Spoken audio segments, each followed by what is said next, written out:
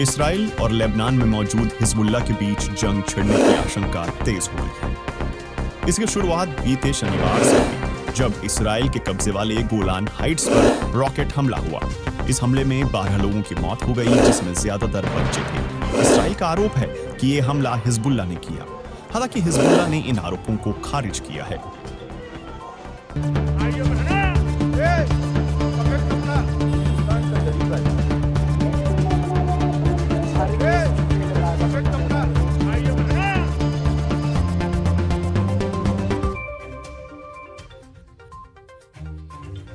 गजा में जंग शुरू होने के बाद से इसराइल और हिजबुल्ला के बीच भी गोलीबारी की कई घटनाएं होती रही हैं। ऐसे में कई लोग ये जानना चाह रहे हैं कि आखिर ये हिजबुल्ला क्या है और इसराइल के साथ इसकी जंग किस बात पर हो रही है। दरअसल हिजबुल्ला लेबनान में ईरान समर्थित एक अर्धसैनिक संगठन है। ये संगठन शिया इस्लामिक है और राजनीतिक तौर पर भी काफी शक्तिशाली है। इसकी स्थापना ईरान ने 1980 की शुरुआत में की थी। ये वो वक्त था जब लेबनान में गृह युद्ध चल रहा था और इसराइल की सेना ने दक्षिणी लेबनान पर कब्जा कर लिया था। तब इसराइली सेना से लड़ने के लिए ही हिजबुल्ला की स्थापना हुई थी। हालांकि धीरे धीरे हिजबुल्ला राजनीतिक तौर पर भी मजबूत होने लगा। वह साल 1992 से लेबनान के आम चुनाव में हिस्सा ले रहा है।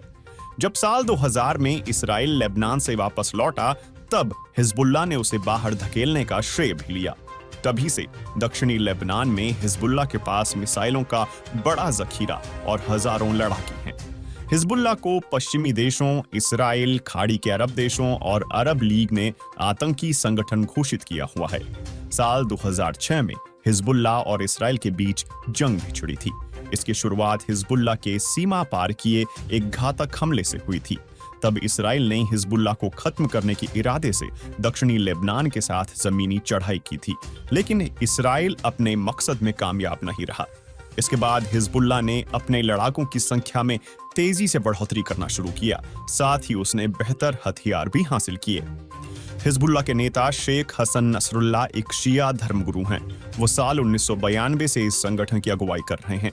उन्होंने इसे एक राजनीतिक पार्टी और सैन्य बल में बदलने में अहम भूमिका निभाई है।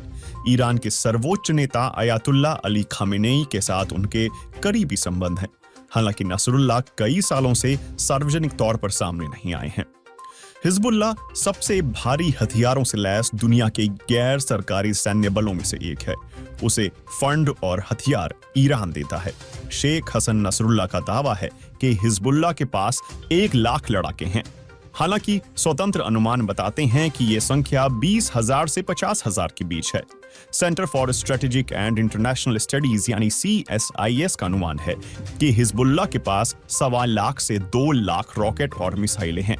इसके पास ज्यादातर सतह से सतह पर मार करने वाले अनगाइडेड छोटे रॉकेट हैं। मतलब ये कि वो कहां जाकर गिरेंगे किसी को नहीं पता।